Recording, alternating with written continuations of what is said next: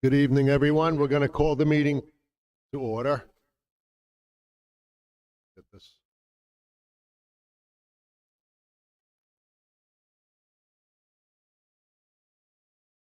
All right. Okay.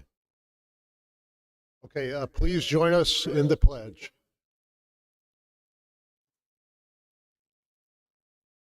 Pledge allegiance to the flag.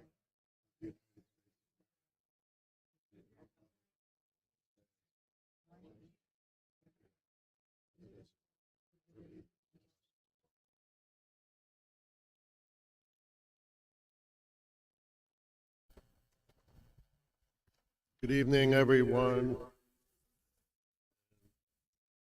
We're going to start off with item number 2 is correspondence. We don't have anything tonight. We're going to move to item number 3, is public comment session for items that are on tonight's agenda. We don't have anyone signed up. We're going to move to item number 4. We have a couple of presentations and guests tonight.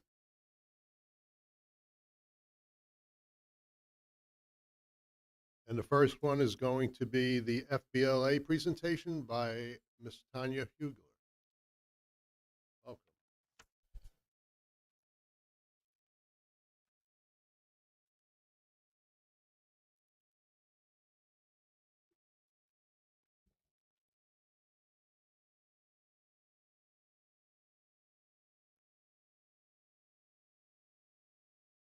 Good evening. Thank you for having us. Again, my name is Tanya Hugler. I wear a couple hats at the district. Tonight, I'm here as the Assistant FBLA Advisor. Jess Rivette, the advisor, would also be here, but tonight is our spring district meeting at Monroe Woodbury, so we have a few kids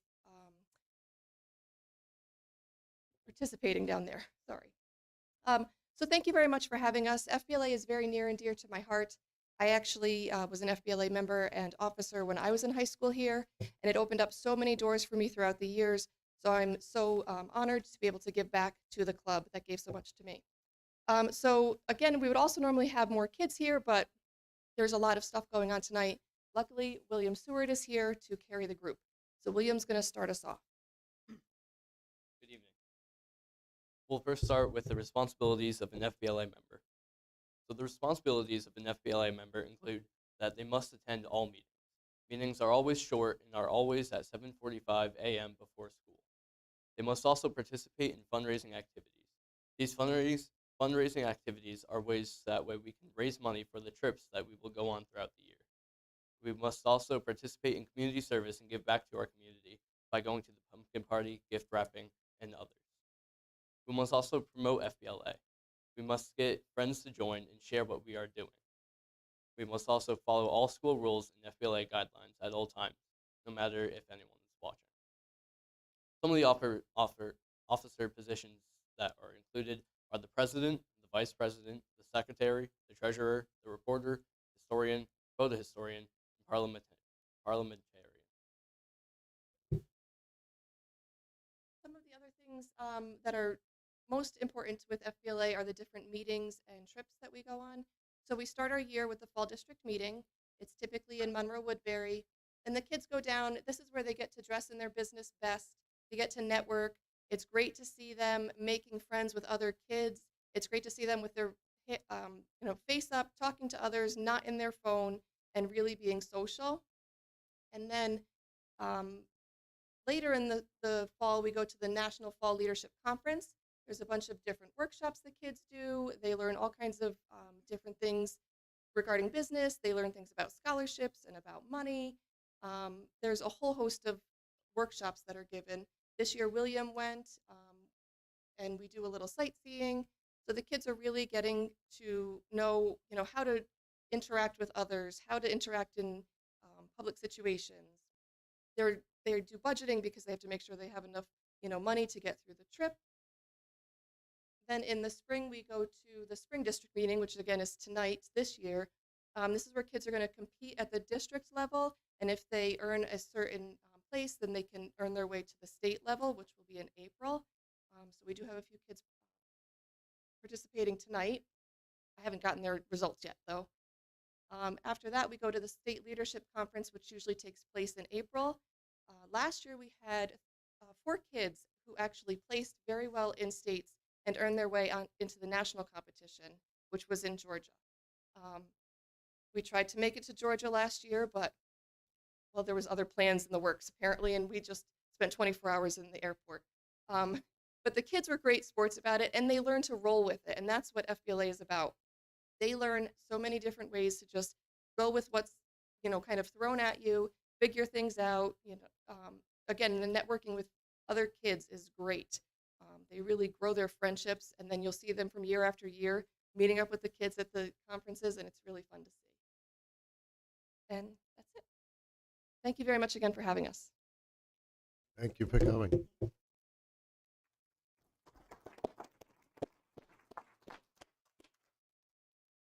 Our next presentation will be 4B is Avita FBLA by Ms. Nancy Peters. Welcome.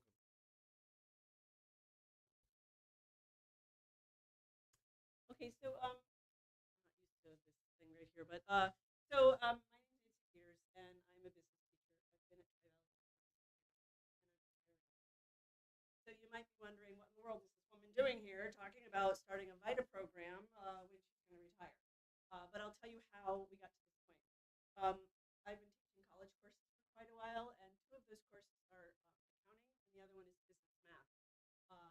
Traditionally, accounting has been taught in the fall, and business math has been taught in the spring. And one of our units is income tax. And so I would teach kids how to do income taxes in March or April, and that's pretty relevant because it's tax season. But by the time we were done with the unit, the tax season is pretty much over. But this year, by some strange coincidence, the schedule was flipped. So we ended up with business math in the fall, and accounting will be in the spring. So we were doing our income tax unit now in early January. And the kids did really well. And a lot of kids said, I really like this. And one student said, is this what accountants really do? And so I said, yeah, that is what they really do. And all of a sudden, this light bulb went off, the VITA program. So I pitched it to the kids and just said, is this something you think you'd like to do? Some kids were like, I don't know, maybe. And the other kids were like, yeah, I'll do that. And that's all I had to hear. So I then pitched it to Ms. Long and Mrs. Eberly to see if it might be a viable program here at Tri-Valley. So I'd like to explain what it is. VITA stands for Volunteer Income Tax Assistance. The IRS teams up with colleges, high schools, and community outreach programs. Sorry. Outreach programs, and they provide training resources to help students become tax preparers, volunteers. And the goals are great because students get to take advantage of a service learning opportunity while preparing tax returns for free for community members. And those taxpayers are usually fall within this income range of $75,000 or less.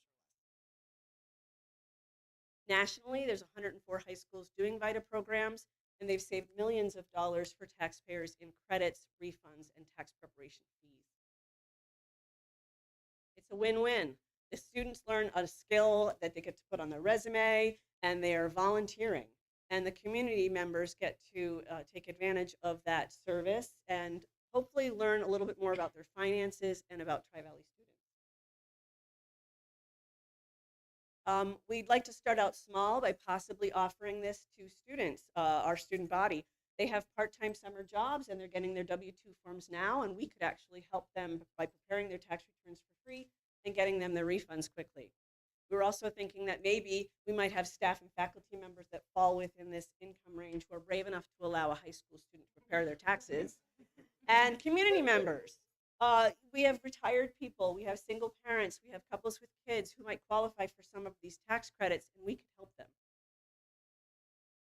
And these are the types of tax returns we would be doing. They're very basic. They're W-2 forms, they're 1099s. Those 1099s might be for interest, dividends, or retirement income. And most taxpayers just qualify for a standard deduction, but we could actually also itemize. We're not talking about doing self-employed taxes or corporate taxes or anything like that. And these taxpayers might qualify for some of these credits. Earned income credit, the child tax credit, dependent care credit, and the American Opportunity Tax Credit for Education for people who might have kids in college. If you're wondering about liability, we fall under the IRS umbrella, and we are volunteers, and our taxpayers' rights of privacy and confidentiality would be a priority number one. Like I said, it's a partnership, so the IRS is providing free services, including online software that our students have been using to practice preparing tax returns. And I can tell you that these business math students listed here are now certified already in basic tax preparation, and we're also working towards advanced, which will be very soon. They've been practicing their tax returns, and they've taken the online tests already.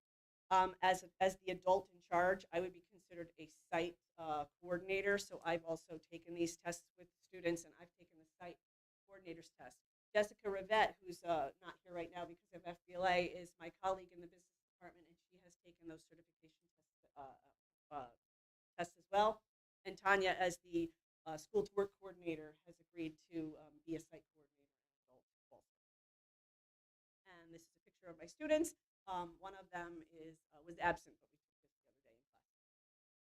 So if you are courageous enough to let us do this, we'd be happy to. And I also want to mention that I thought Ms. Long had a really great idea, which was to possibly have this happen during adult ed night, because there would be custodial staff and security people and things going on in the building. So that would be a great time for us to greet taxpayers, gather their financial information, but then we would actually be preparing them probably in my classroom under my supervision, and I would be reviewing them and so forth. Also, we're only talking about a 6-week time frame, because if you approve it, the IRS would then provide us with the actual software, and we'd be up and running by mid-February. So we're talking about 6 weeks.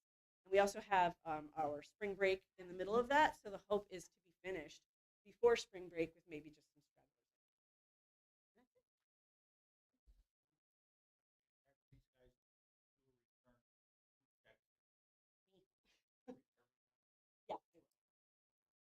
Yeah.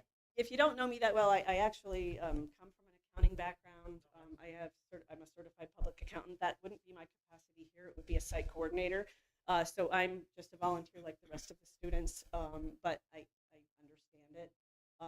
And so, yeah, that would be what would happen. And we're human, and we can make mistakes. And again, that's where the IRS umbrella, So the other thing that you should know too is that the students prepare the taxes, but then they are batch e-filed. And then as a site coordinator, I would be doing that batch e-file. Are these 13 students qualified to get like a part-time job at H&R Block now? They're really only going to be certified as volunteers, but that's also where Tanya comes into play, because they could potentially be placed in internship programs.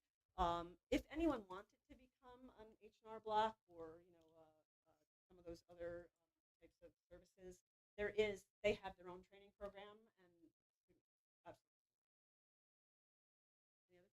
questions? Great. Thank you. Thank you. Did you review this? Did you take a look at it? And so what do you need from us then? You need a approval or to move on? Or is that what you want to do? I think it's impressive. Thank you for the presentation. Okay, moving along to item 4C, we have the Director of the Multi-Tiered System of Supports and Grants, Ms. Jen Williams.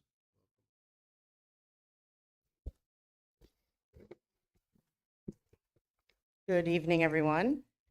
So here's the anticipation. The night has finally come. I've been anxiously awaiting this moment myself. And in fact, I had so much to say that I did ask Ms. Long how long I could spend here at the microphone. And unlike my usual presentations, I really bulleted some key points that I wanted to be sure that I touched on. Because since the beginning of this school year, there's been a lot going on. And we've been doing a lot of really great work. And I wanted to at least be sure that there are certain parts and aspects of what it is that's been going on with this MTSS pilot program. I want to make sure I got some of the highlights to you. So there's one board member here this evening that was on the board when I was hired here. So I just wanted to give a little background quickly so that you understand where some of the experiences that I've had lead me to be able to assess and be part of this pilot program based on the knowledge and experiences that I've had. So I'm finishing my 15th year in administration. When I came to Tri-Valley, I had been in elementary schools, middle schools, and secondary schools, and then I had been the principal of a middle school and then a principal of an elementary school. And that was a lot. And it was time for me to come to Tri-Valley where my boys were, and it was an amazing experience. However, one thing that you learn after being an administrator for so long is that your idea of being a building leader is not always what happens on a daily basis.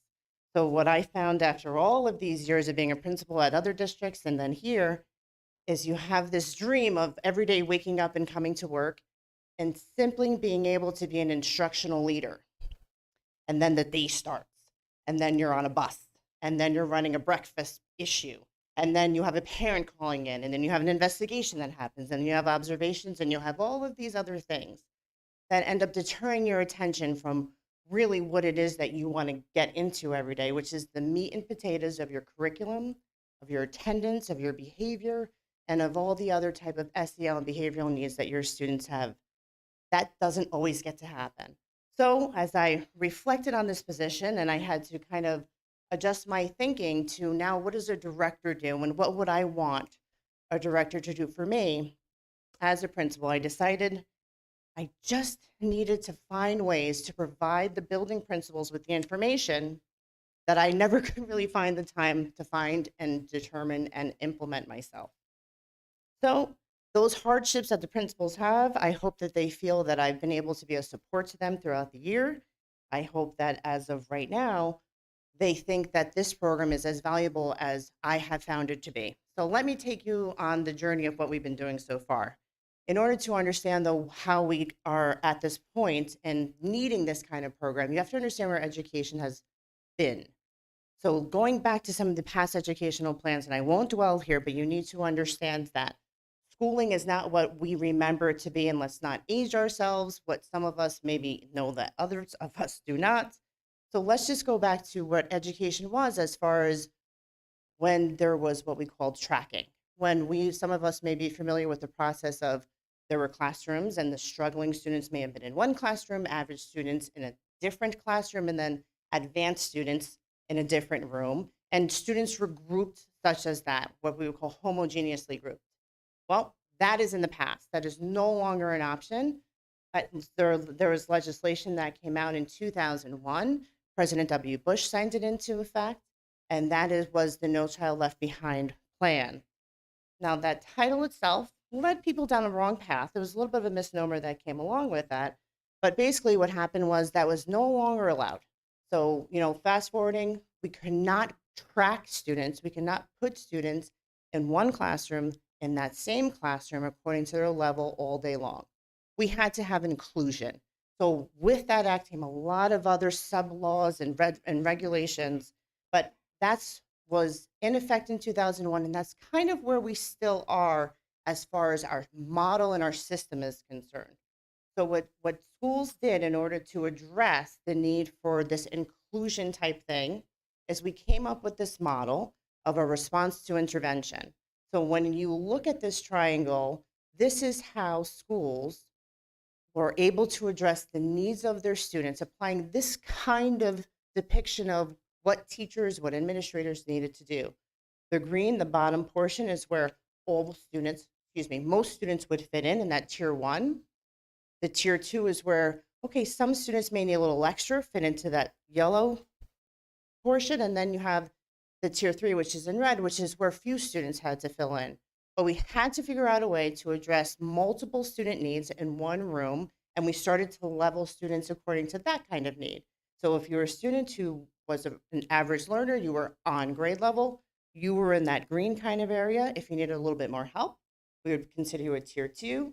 And then if you needed more intense instructional support, we put you into that category of a tier 3 with additional resources and things that we would do for you during the school day. And this is the current model that we here at Tri-Valley have. This is what we're still operating under. So again, with that tier one instruction, we have to rely heavily on our teachers for them to be able to do different things in their classrooms to address the varying needs of their kids. And we know that that's not always so easy to do, but compliments to our Tri-Valley staff. They do a pretty good job at that when they're in their rooms with all of these varying levels. But where does this fall with our MTSS program? Well, we take that triangle and that idea, and we don't only apply it to academics, but we take that kind of vision and we say, okay, so what students fall into that green zone for their attendance?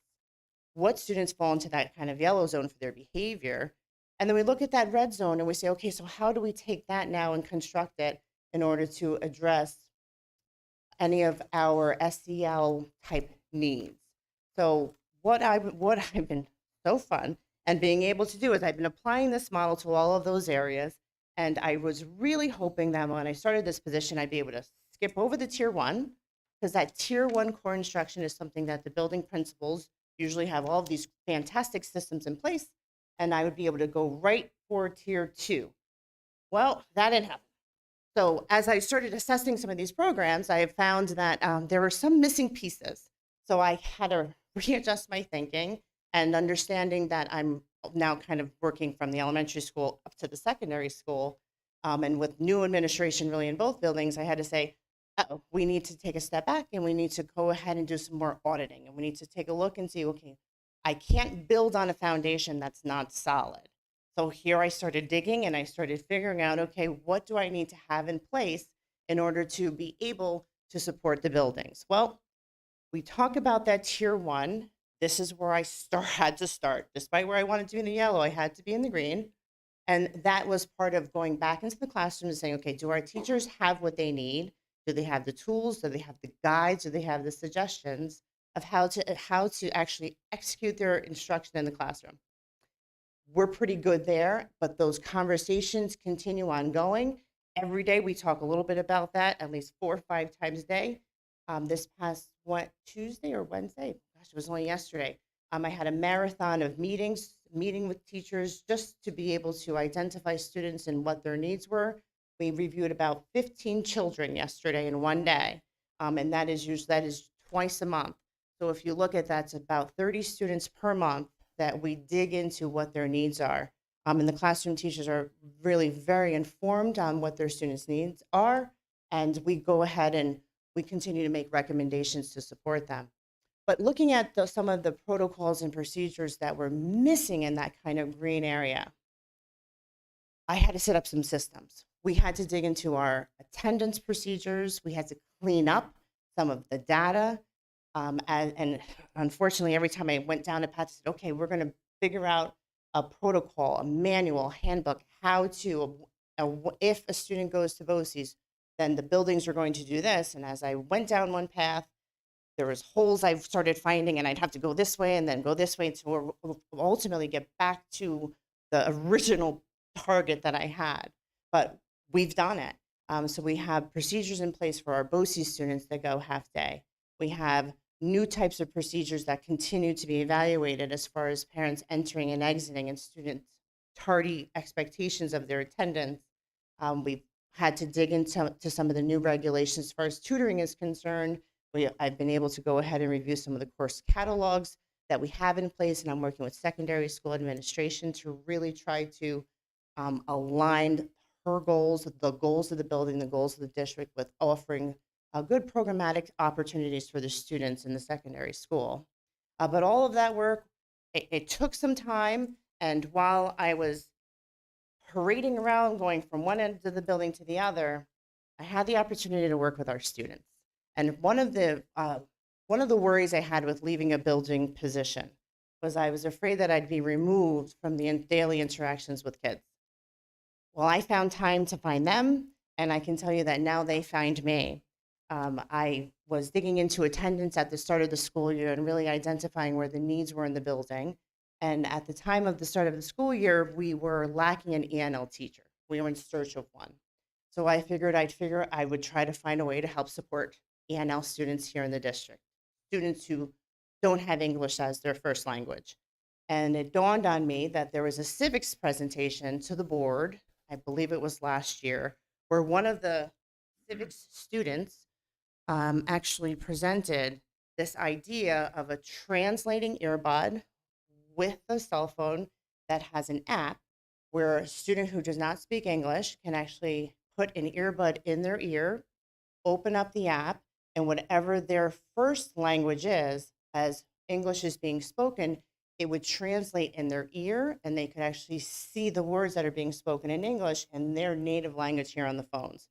Well, I had to go find it and I found it. There were actually two that were purchased last year. We got them working thanks to the tech department, and we were able to give them out. What you're seeing here is one of our success stories of our MTSS.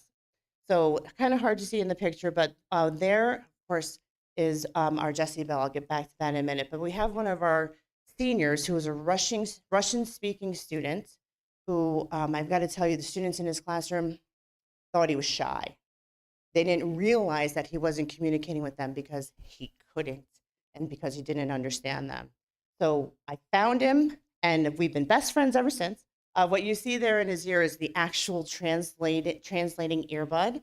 And so part of what we ended up finding with Rasul is that he's actually a very talented young man, but the language was a barrier for him. And one day, after we were using these devices and I'm supporting him with his instruction and we're auditing his schedule and figuring out what types of credits we can actually accept from Russia, where he was taking advanced classes, he came bounding into my office, as he does every day at lunchtime, with a smile from ear to ear, and he told me that, in English, he wanted to join the forces. And I said, what? So we had to pull the translator out because I was not exactly sure if what it was he was saying was what I was understanding it to be. And he said that he wants to fight for the United States and he wants to join the Navy. So I had a minute of being proud of him, and then I said, okay, I've got somebody for you. So in that picture there, you see Jessie Bell, who is one of our very own. He's retired Navy, and he brought in for Raz that day a book, a yearbook, a graduation book, pictures of some of the tours that he did, and he shared with Rasul his experience as serving in the Navy for the time that he did. And an immediate bond happened between these two guys, and it was a great experience. In fact, Jessie was one of the people that I was very proud to share that Rasul, who scored in June a single-digit score on his English Regents this past January, like just now, he passed. He took his English Regents and he got a passing score.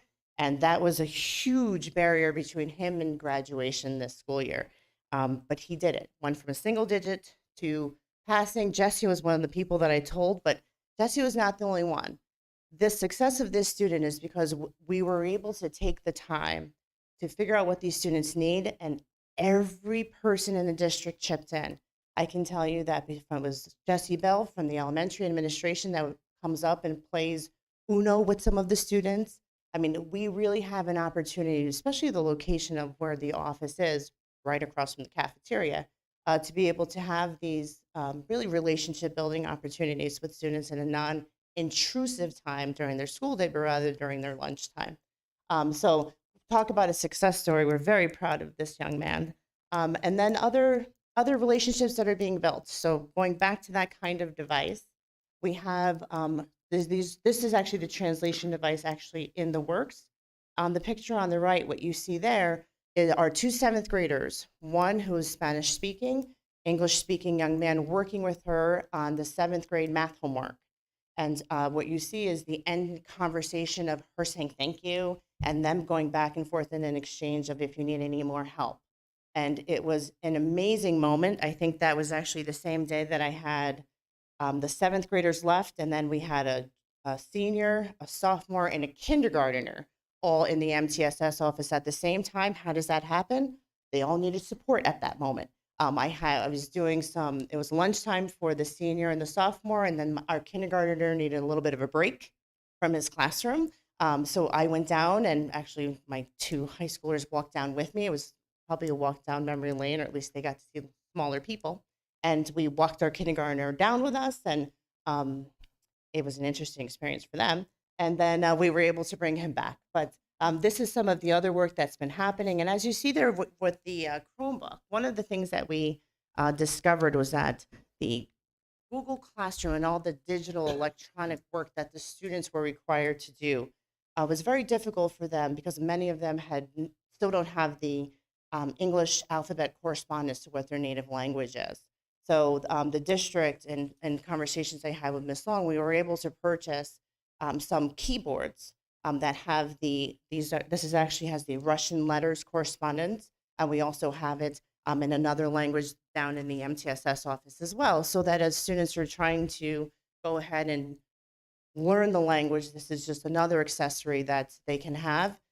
For our ENL night, I actually showed this keyboard to one of our ENL parents, and she said, "You don't have to buy that. You can get stickers." I said, "What do you mean you can get stickers?" She said, "Well, you can just get the alphabet in whatever language and put those stickers on keyboards that we don't use." I said, "Oh my God, that's genius." So these are some of the conversations and just interactions that we've been able to have. Now, fast forwarding to where we are now. So this is the current federal legislation that we're working under at this point in time. And what we're doing is, and what the expectation is, that we're measuring student growth. We're measuring student growth from our lowest of students to our most accelerated students. So that is where all of this MTSS director stuff is leading to. We really want to be able to, and what I've been able to do is give all of the information that unfortunately the building principals can't always do. Speaking from experience, I've been able to give them some real-time data, whether it's the attendance numbers, whether it's their current discipline numbers, and whether it's me saying, you know what, this student is racking up a whole lot of discipline referrals. They need to come over to my office. We need to start addressing their behaviors and figuring out why they're behaving this way. But I've been able to have those collaborative conversations, pulling that information and sharing them in a timely manner, because there's no point in having all of this information and it just sit there. So I have found it, I've dug it out, and what I'm going to show you in just a minute is now a software that has it all in one spot. But the framework we've got the framework now, which is what MTS looks for. It looks for the actual outside, that foundational strong place to start building on top of. We're screening all of our students with multiple different assessments, whether the teachers are doing it in their classrooms or whether we're doing it building wide. And now it's time, as I was alluding to before, to start addressing the students who are not just struggling, not just that one triangle, but to start addressing the students who are average or accelerated with some enrichment steps, with some enrichment procedures, with some enrichment programs. And that is where I would really like to talk about where we're going now. So as I showed you before, we had that regular triangle, and that was under the 2001 legislation. Now we're working under some new regulations, some new laws, and this is ultimately where our MTSS program needs to be going. So we have towards the left-hand side where we have our struggling students. We took that triangle, we laid it down. And what we're doing now is we're flipping it open. We're adding another side where now we're taking our students who normally have to get all of their enrichment after school, and some really great programs after school. Circus Club is fabulous. You saw that here just a few meetings ago. But now part of the proposals and some of the conversations that we've initiated with Ms. Long, along with Mr. Snyder, is this idea of how do we build into the school day some opportunities for our more accelerated students to be able to get that enrichment during the day. So now that we've got a strong foundation, of course, no foundation is ever totally solid. You always have to continue to look at those and build again. But where we want to go now is really try to figure out a way to identify those students who are accelerated and then build programs within the school day to be able to support their continued growth as well. We say that they're doing well, okay, so we focus our attention over here, and then these guys just get stagnant. And that is not what we want. We want to be able to continue to grow those enrichment, those accelerated children as well. So I mentioned before that there is a software, a platform that the district has purchased that brings all of that information together. So what this program called Panorama is doing is it's taking and creating a profile for every student in the school. It is, oh, let me just show you, and I apologize ahead of time to my son. He's up there with permission, just so you know. I did have get rid of some of the demographics that anybody could bother him with, but this is my Eli, and I just going right into it. So when you go into Panorama, which right now limited view, only a few of us have access to this, so we're working out some of the kinks. But when you go into Panorama, you can immediately see the student's profile, and as you see on the right-hand side of the screen there, you can see Eli's academics, his current academic standing. Right below that, you can see Eli's current attendance numbers. And right below that, you can see Eli's behavior, which is zeros, because his mother is me, and he will not be allowed to have any of those. But as soon as you go in and you put the student's name, you immediately get a profile on that student. So let's go back to the academics. So you see the green with the B was his lowest average, his lowest grade for marking period 1. Where you see marking period 2, that yellow D, yes, I'm still his mother. He was struggling. He had a low grade of a D in one of his classes. But if you look below that, there's a yellow. And you see that there's a 5. That represents that he had 5 absences in marking period 2. And that is exactly what all of us know. When a student is not in school, their academics suffer. So I was like, oh, there's more evidence for what it is that we're doing. Since then, Eli's been not sick, and that D is no longer there, just so we're all on the same page. But I just thought that was an excellent depiction of what it is that teachers and staff will be able to see immediately out of the gate when they get their rosters, when they're able to log into the software. They're going to get an immediate profile on their children so that they know it was attendance an issue or were grades an issue. And just below that, there's some more of those trends that the teachers will be able to see. In December, which was marking period 2, which is why Eli had that D, he was absent 2 days in 1 week and 3 days in another. Every other month, he had perfect attendance. He had decent grades marking period 1, which is what those other months are showing us. But all of this are things that the teachers will be able to see on each one of their students. Again, pulling it all together. Another portion of this that I did not include in this presentation is as you scroll down on each student's profile, right now we only have 1 year worth of information there, but you can also see all of their assessment scores. So we have worked with the Panorama software people, and they are currently uploading all of the data that we collect every month, every day on students. They're uploading it. So in fact, as you scroll down, you can actually see if a student is gradually improving, and you see the line and the dots connecting them, or you can see if a student is going down. You can see if they're higher performing, 85th percentile or higher, and you can see if they're a student who struggles a little bit more. But this is the way that our enrichment and taking that triangle, making it a diamond, this is the program that's going to really be able to help us identify which students need what in a very easy way without having to go to 5 different websites and digging everywhere to try to composite this profile on a student. We're going to have it at our fingertips, which is going to be very helpful to teachers.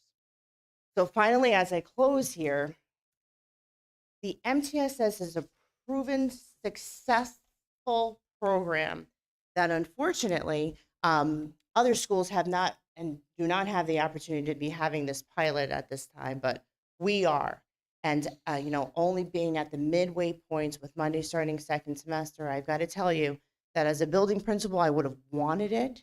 The information that we're gathering, I would have wanted this position. And as a person who's currently in it and in the role, I think that it's worthwhile keeping around because our students deserve it. This opportunity for a student like Rasul, for some of the other students that I've been working with along the way, for a student who does not speak English, to be able to score single digits in June, to be able to pass through Regents in January with just a little bit extra, each student is worth that kind of attention and value. So, questions? Firsthand. So that's a great question. So each one of the departments, so right now, Mr. Snyder's Assistant Superintendent Office, there's secretaries that kind of have their own roles in sending the uploaded file to the company in order for the company to then put it into Magic for us to be able to see it. So there are people designated for that. Yes. So we have a student management system, which is like how the teachers take attendance on the computer. So that information, that student management system called School Tool, that information that the teachers put in gets extracted up and then it gets put in here.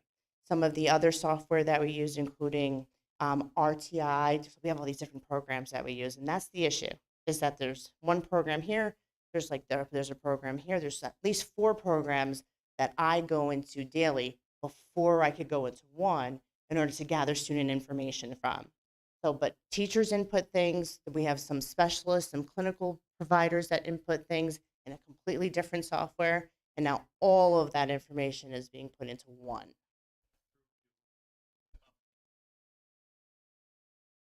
Isn't that cool? That's exactly right. So so will I have the ability to upload things into their program? No, because they have all the computer stuff. Like they have this written software that that is what their roles, their sole purpose is for us. So on any given day, what's the average that it's chance that it's current? You know, it's not real time. That's a great question. So each one of the programs we use, we've sat actually for the last since the purchase of this program, and we've timed them out, saying, you know what, we need the attendance to be pretty much daily. So there is a daily upload that will happen from one program. This program, we only input information into that program, let's say monthly. So monthly, we needed this program pulled. And then there's another one that says, you know, we only input information in that program 3 times a year. So all of these are now scheduled with the opportunity for us to make those adjustments as far as schedule extractions at any point that we want, which is kind of what I'm doing right now. Is I'm playing with the software. I'm finding, you know, nope, I need this sooner. And those are conversations we can have with the company to say it's not timely enough. We need to do it more frequently. One of the other programs, just so we all understand, our reading program, our ARC program, that data is being extracted too. So there's a program that the teachers have to put the reading information, the updated levels for students into. That's also going into there. So that's one of the data points. As you scroll down a student's profile, you can see what reading level they're at according to our reading program. I'm sorry, I think I missed it. Did you say that parents will have access to see how their student is doing through this panorama? It must be almost my time. I don't believe that it is appropriate for parents to have the panorama access. It may even be too much, almost like information overload for them. I think that right now the School Tool opportunity through the parent portal is probably the most appropriate thing for our parents to be able to see. They can see their students' attendance, they can see their student grades, and they can see their students' behavioral challenges, or none if you're my kid. Please. First, I want to say thank you for your passion and dedication. Will move our students, and that I know that's what you're doing here. The earpieces that Oh yeah. that we had, you need more of them. I know we Okay. got the ones from the grant last year through Cole. So I was hoping somebody would ask me that, Mr. Kelly, because I did need more of them. And upon request, I got 20 more of them. So with the additional ones that we have, we've been able to use them for parents when they come in for registration. So any of our second language families that might come in and they want to enroll their kids, I go running over with the device in the earbud and I put it in and I turn it on and I show them. I've had the opportunity to actually do a quick tutorial with our registration person as well. They were actually used, I ran them into an IEP meeting for a second language parent who had a meeting on their child, and they were able to use it in order to communicate whatever the conversation was happening during that CSE meeting. So we are currently have plenty, but thank you. So we have some that are assigned to students, but I will also tell you that I keep them in my office because that means every day the students have to come to me and I can make sure that they had breakfast, that they're in school, and then that's an opportunity for me to just basically touch base. So they're here at school, they have not gone home. I will tell you, I'm kind of piloting an opportunity for a parent to use one at home. Unfortunately, her daughter does not come to school regularly because her her secondary school daughter acts as an interpreter for the parent when she has to do certain things outside of school. So I did send one home. It came back this morning. I sent it home again tonight because mom has another appointment, because mom can use it at her appointment and the student can come to school. So we're going to try that out. It might be something that we may want to consider in the future, because these are the types of risks that we're willing to take to get the kids in school. Nope, not one, because it's their form of communication. So, they are really treasuring them. They've taken very good care of them. Jen, I have a quick question. So I love the idea of it. I love the program. I think you're doing a great job.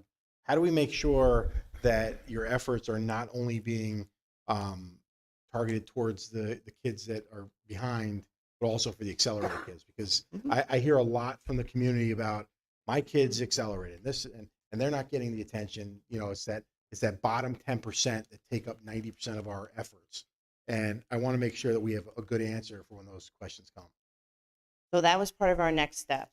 So what you're talking about, Mr. Diamond, is, up until this point, we've been operating, we've been operating with this kind of model where we've been really focusing on our struggling students. We've been, putting in during the school day programs in order to address the students who are having a harder time, building programs and to support them learning during the school day. Or where MTSS wants to go, and those conversations that have started, which Ms. Long and Mr. Schneider both really embraced, is the idea of doing targeted enrichment interventions and supports, intensive enrichments, interventions and supports during the school day. So what I'm talking about is, for potentially in the near future, maybe next school year, being able to have some project-based learning opportunities during the school day, where some of the students who are accelerated in math can come out of the classroom with one of our specialists and proceed to use their math skills to do some kind of engineering task or projects or build something. I'm not a math person. But what I will tell you is that is ultimately the direction that MTSS needs to be going in the future, because part of what we need to do now is come forward into this 2024 timeframe and say, it's not enough that we're just building and growing kids here. We need to grow our higher learners as well through enrichment programs, and not offer them solely after school, but offer those opportunities during the school day so that they feel also excited to be here and that their learning is being challenged. Thank you. Good. Okay. Thank you, Jen, very That much, was- very much. Excellent. Thank you.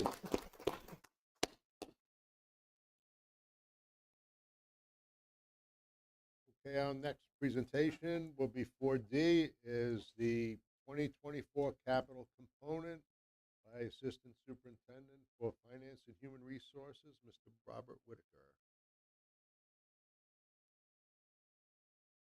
Happy February, everybody. Thanks, Jen. This is going to be really down, but good job. I think that's very interesting. So welcome to 2024-25 budget season.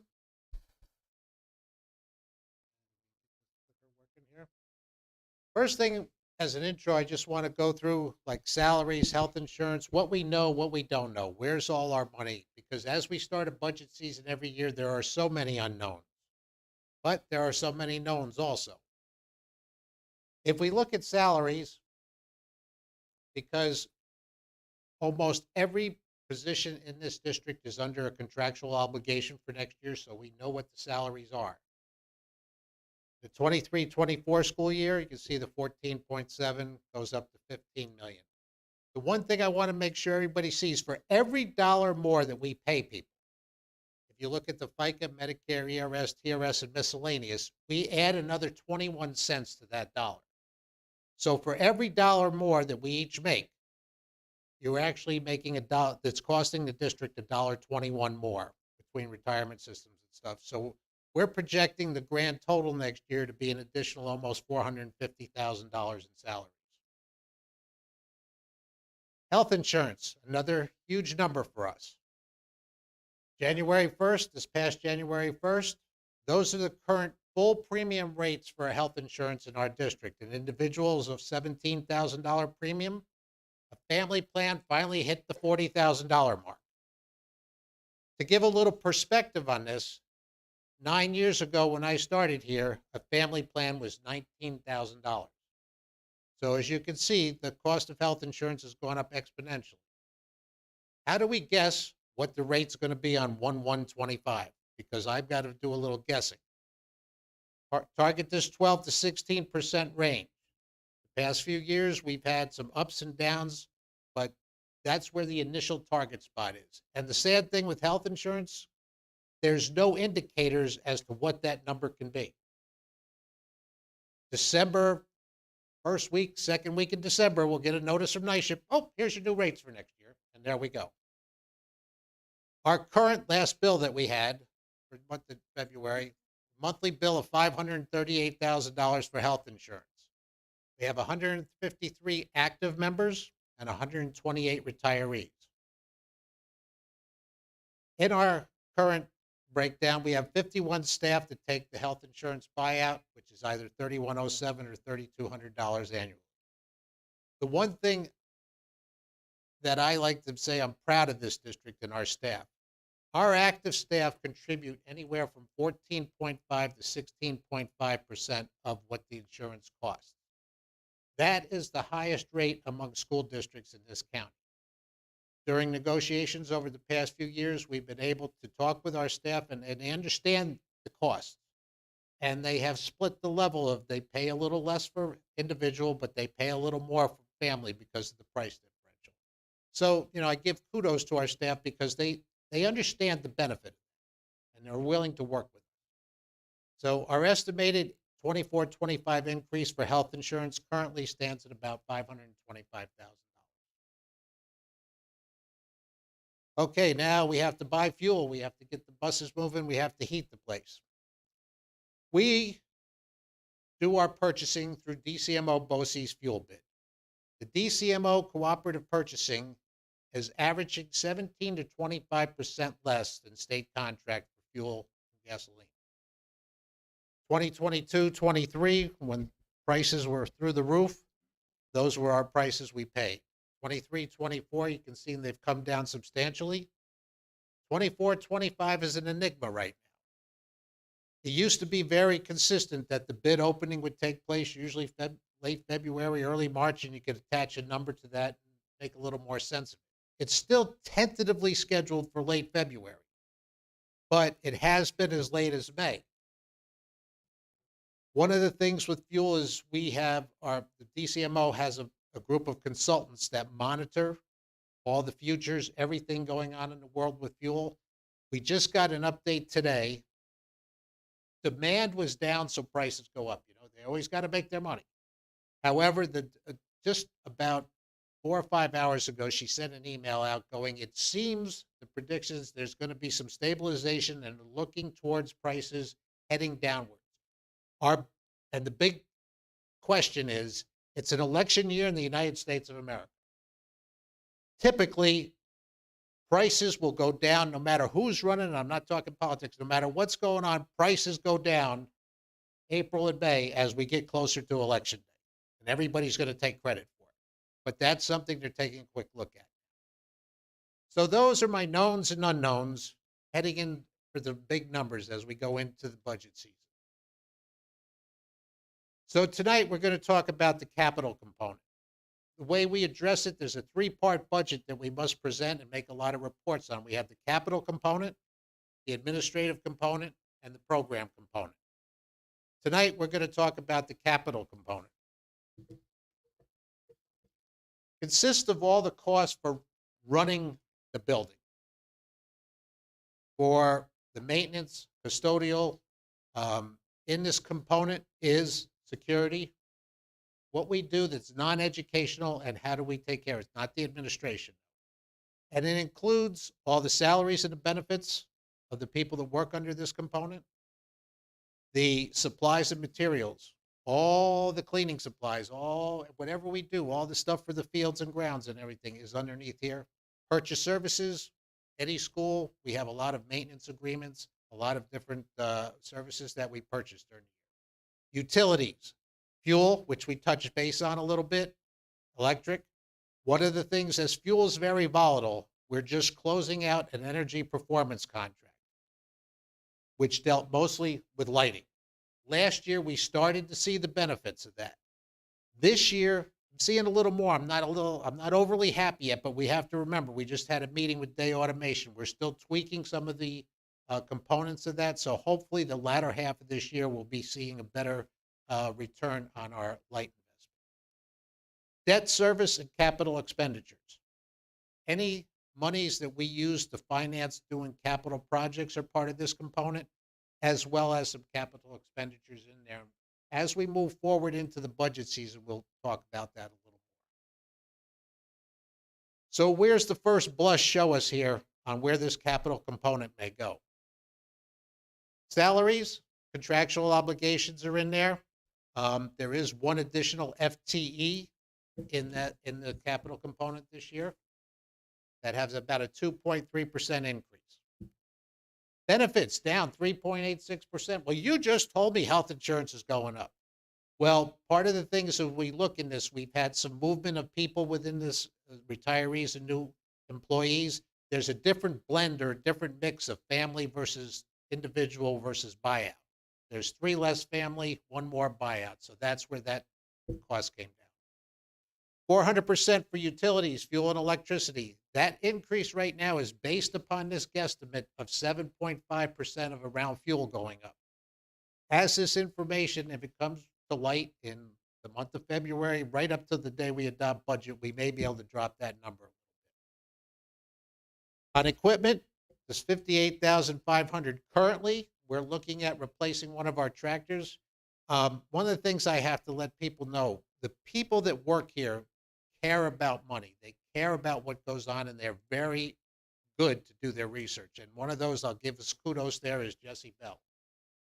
This tractor we're looking for, he's battling left and right. He's trying to get trade-ins. He's trying to maximize our trade-in value on what we have.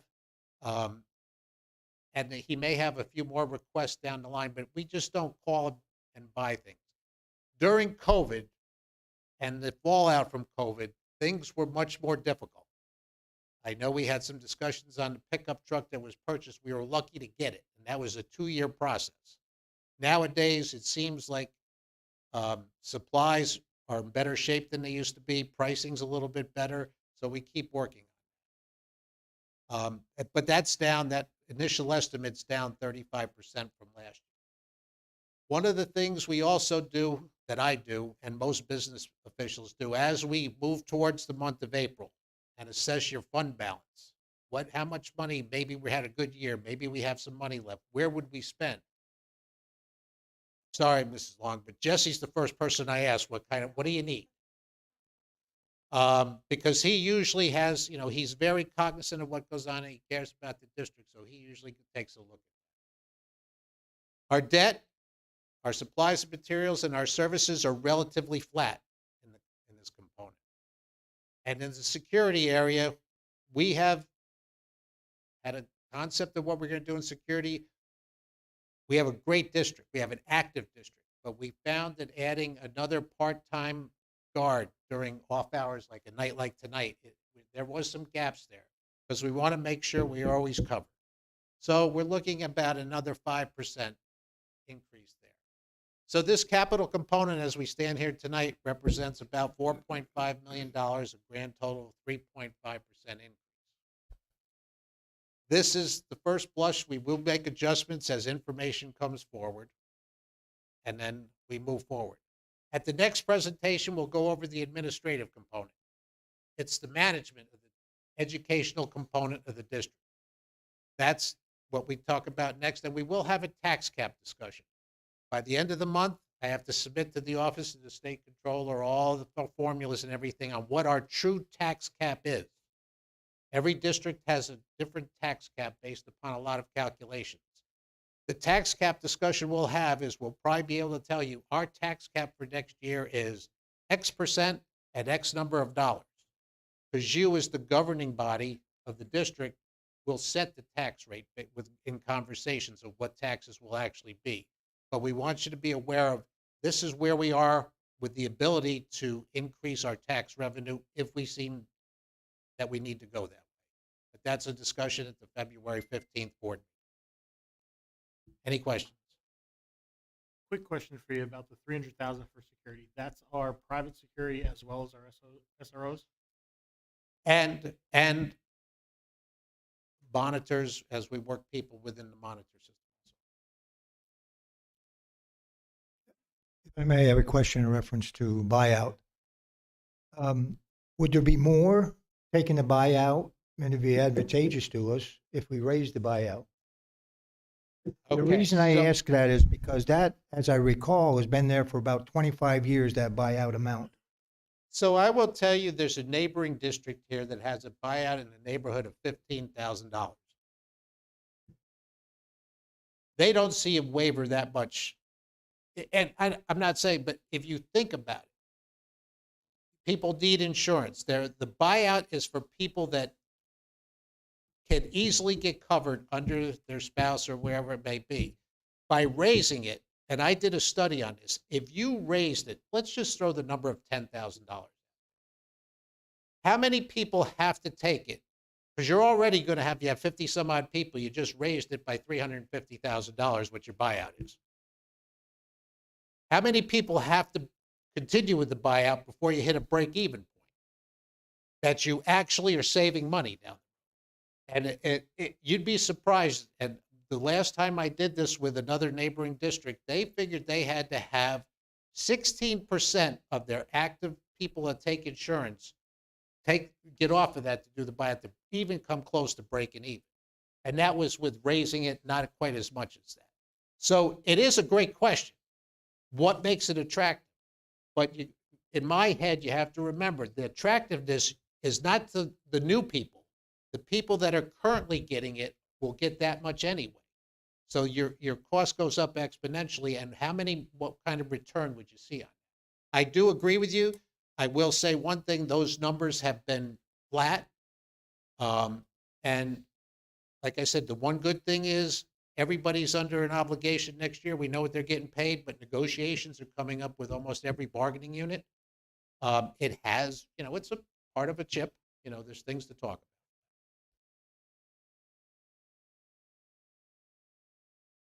I don't know when's the right time to talk about it, but the request for a new tractor. What does that entail? What's the purchase price? Is it on state contract? Is it local purchase? Or why do we need it? I mean, I like a little information before I say do it. Only Right. because I'll give you an idea why I'm asking the question. Is because there was a time when they bought a tractor here, and it may be the same tractor. What year was this purchased? I can't tell you right off the top It's of been my a head, but while? it's a while. Well, it might be the same tractor.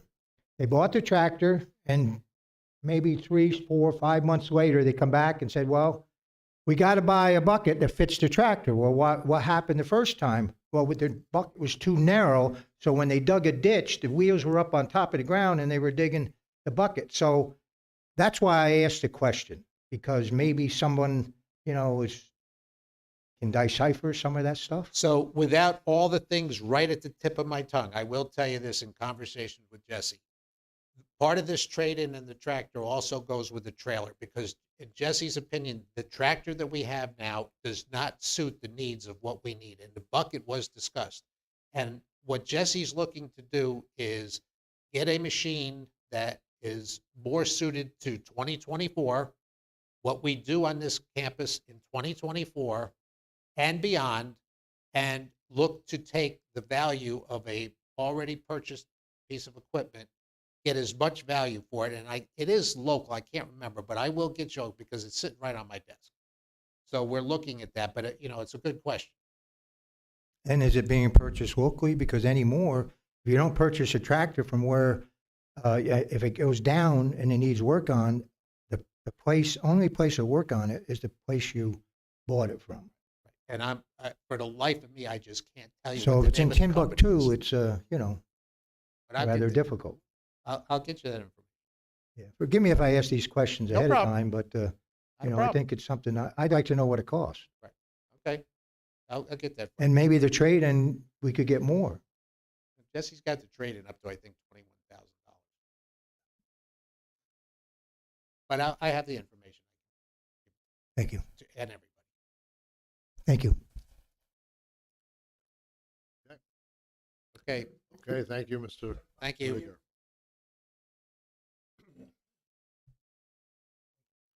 Moving to item number 5 is the superintendent's report from Ms. Erin Long. Good evening, Tri Valley. I want to start by thanking all of our presenters tonight. There are truly some amazing things happening on a daily basis here. I just want to give a recap of our week.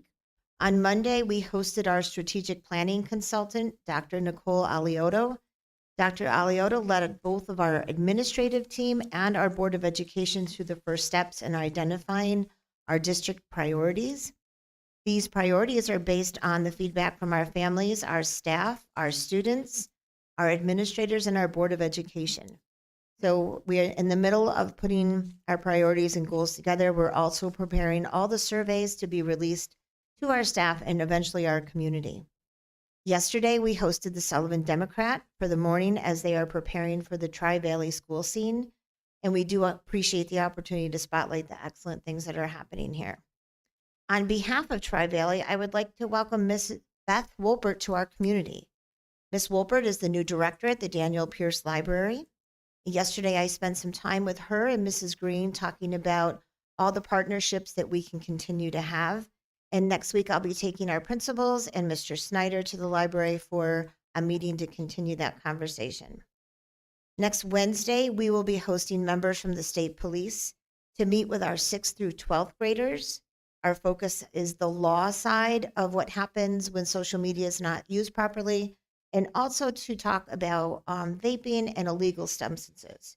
And I want to say thank you to Tim Diamond. He will be one of our presenters with our students. We will mail some letters home to families tomorrow that will give more information about that program. And finally, I am very excited to announce that on Friday, February 15th, we will be holding honor roll celebrations in both buildings. For this celebration, our students making honor roll, high honor roll, principal's honor roll will be invited to a special breakfast. Our students will receive certificates and recognition from their principals. At this time, though, there's going to be only for our honor roll students, but we will be having an end of year celebration around our honor roll students that includes our families. Thank you. Thank you, Ms. Long. Okay, moving to item number 6 is items the board would like pulled from tonight's agenda. Anything? Moving to item 7 is the consent agenda.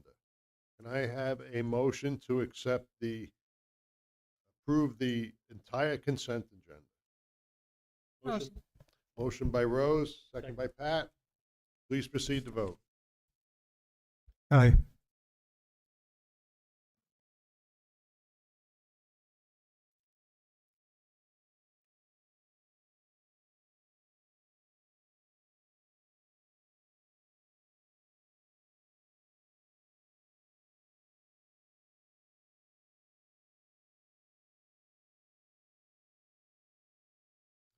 That is unanimous. Thank you. Be it resolved upon the recommendation from the superintendent of schools, the board approves the entire consent agenda, category 7 through 12.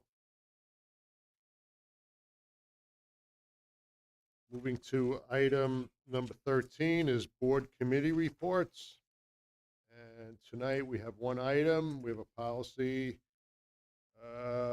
8130.2. It's a workplace violence prevention. It is an action. Can I have a motion to accept the policy 8130.2, workplace violence So moved. prevention? Motion by George, Second. second by Rose. Any discussion? Please proceed to vote. Aye.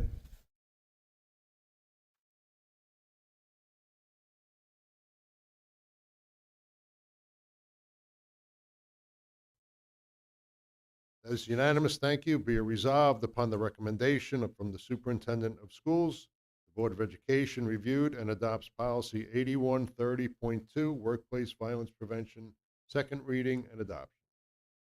Moving to item number 14, old business. really have anything tonight.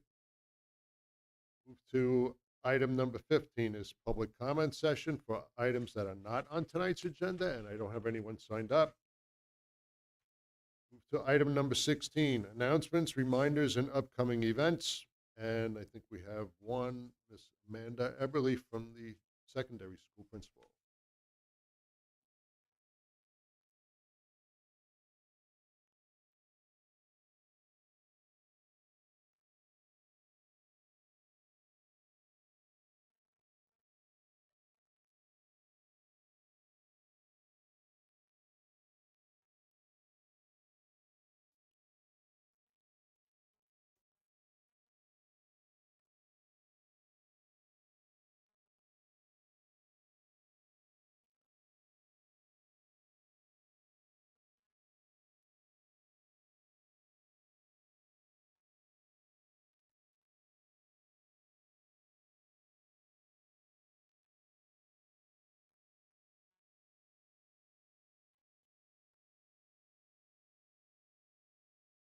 Very good. Sounds like a good one. Anybody else have anything? Okay.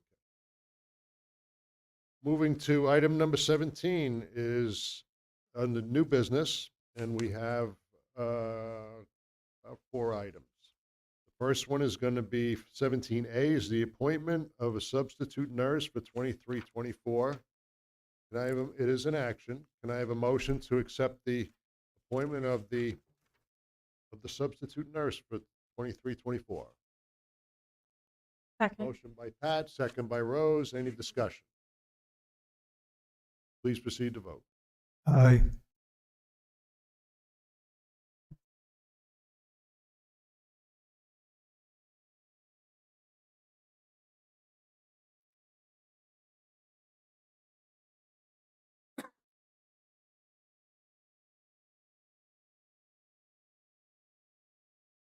That is unanimous. Thank you. Be it resolved, upon the recommendation from the superintendent of schools, the board appoints Jessica Geyer to the position of substitute nurse for 2023 to 2024, pending fingerprint clearance.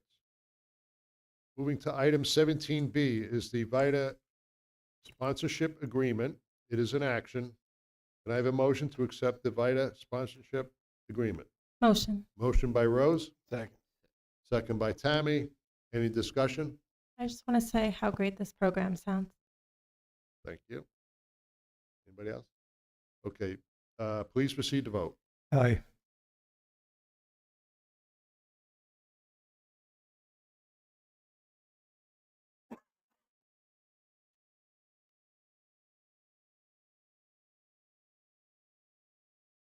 That is unanimous. Thank you. Be it resolved, upon the recommendation from the superintendent of schools, the board approves the VITA sponsorship agreement between the Tri-Valley Central School District and Francesca Riemann of the Internal Revenue Service.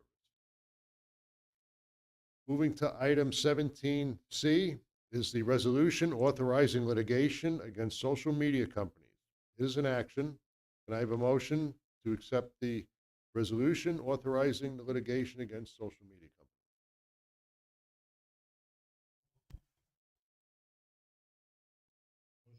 Second. Motion by Tim, second by Pat. Any discussion? Yeah, could you talk a little bit about that? I sure can. So a couple years ago, there was litigation by several school districts and some attorney firms for vaping. And districts were able to win some monies from that lawsuit that they used to educate students on the dangers of vaping.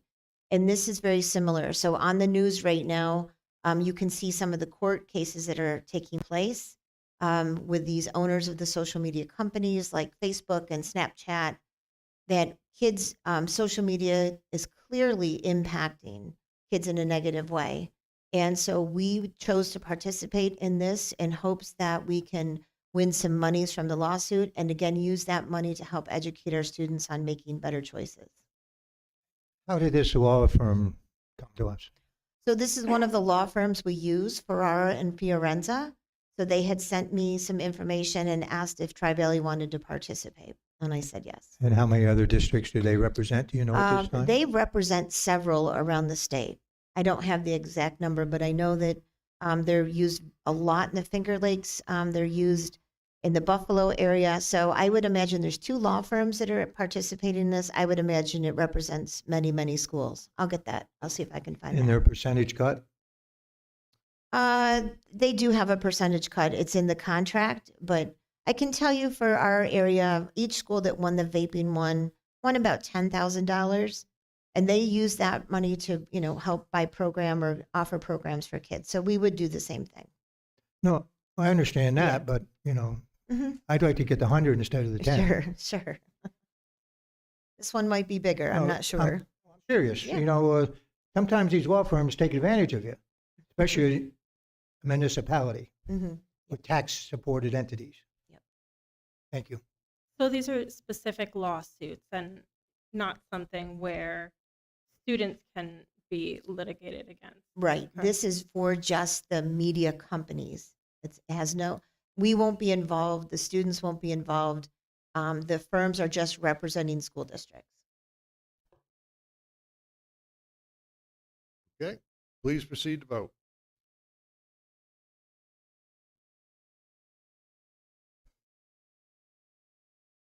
Aye.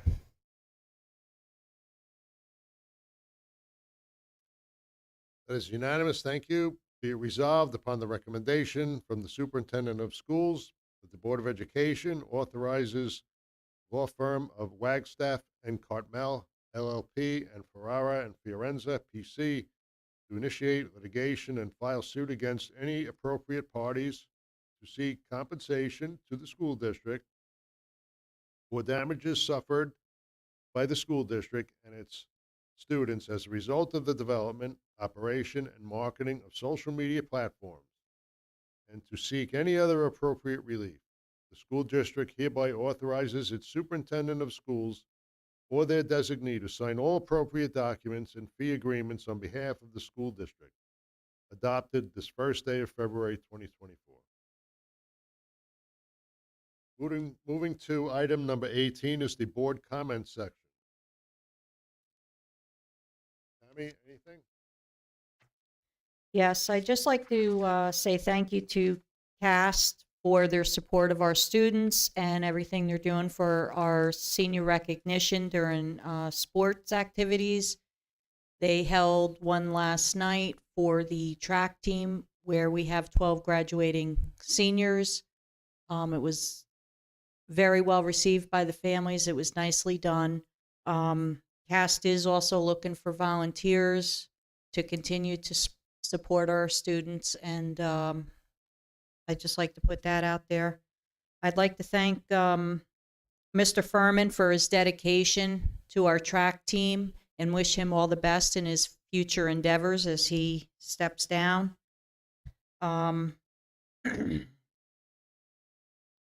And to the presenters tonight, thank you.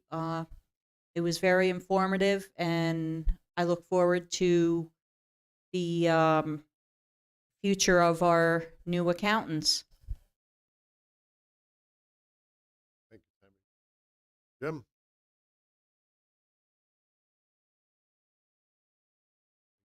Travis? Piggyback on that. Thank you. Great job you did tonight. We really appreciate it. Yep, George?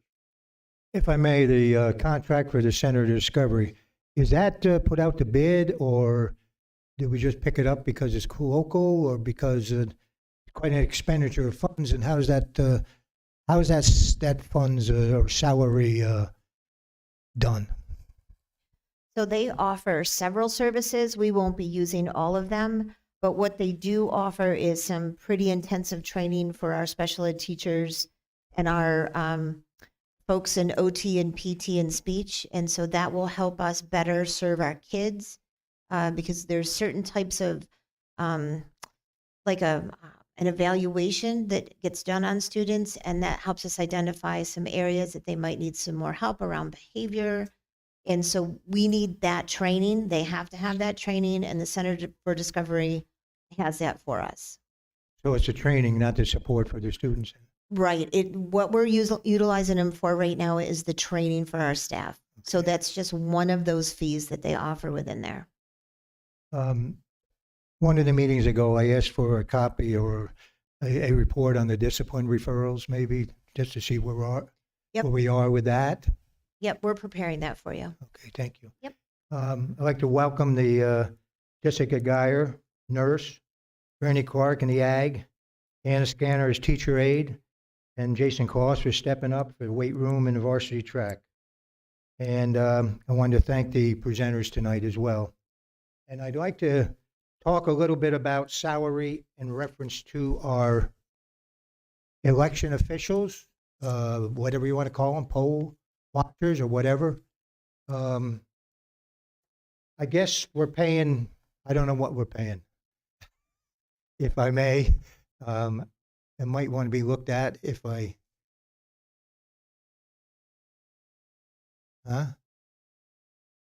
think it was the last board meeting that was brought up, so we actually looked at what every district is paying, and like I said, before we get to election for the board, we'll be addressing that hourly rate. Okay, because I know that the county is presently paying 16, I believe, or 16. I just wanted to bring it up because they are local people, and it's been a while, I'm sure, and they do work 8 hours a day or more, and they are here, dedicate themselves, and they have to be schooled. So if we could look at that and respect them. Thank you. George, Rose? I just want to say that I'm very impressed with the presentations tonight, and it seems like we're doing great work for our kids. Pat? I just wanted to recognize Mr. Whitaker's retirement announcement. Congratulations, Bob. I know you're going to be around for a while longer, but I appreciate Yeah, I forgot about that. Thank you. I appreciate everything you've done for the district over your time here. It also makes me wonder if I've been on the board too long that the people I've hired are now retiring. So I'll have to revisit that in the future, I guess. But congratulations. Well deserved. Thank you, Pat. Tim? Okay, I just have one small comment from Sullivan Boces, has an opening on the board. If anyone on this board is interested, or you know someone in the community who might be interested, let me know, or let Norma know, please. That is it. Moving to item number 19, adjournment. Can I have a motion to adjourn? Motion by Tim, Second. second by Travis. Please proceed to vote. Aye.